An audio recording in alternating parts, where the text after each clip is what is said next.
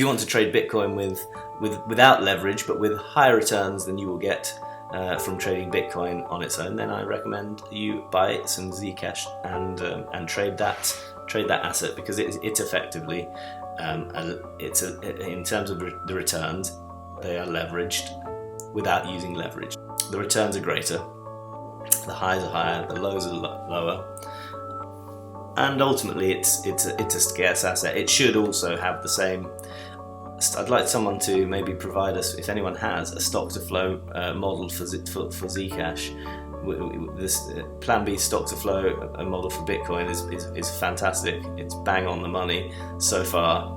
I buy into the theory. I think it all just makes sense.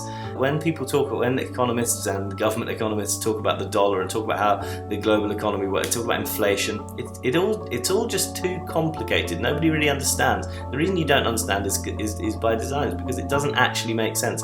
Because what's actually happening is a sleight of hand. Bitcoin, it's the opposite. It's completely obvious. It's the right thing. It's how you would like money to be, and Zcash is the same. Zcash, however, is faster. Zcash is more scalable. Zcash is cheaper to transact.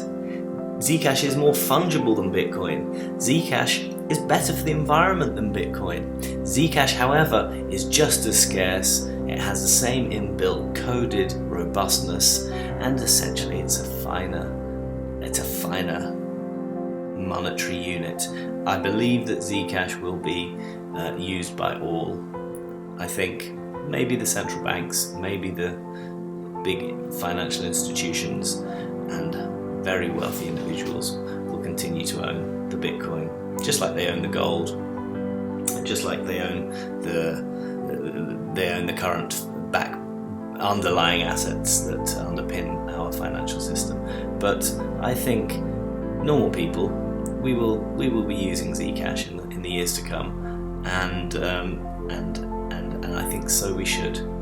So accumulate it now, because at the moment it's early in its life cycle. It would be like buying Bitcoin in 2013 if you bought Zcash today, and so I can highly recommend doing so.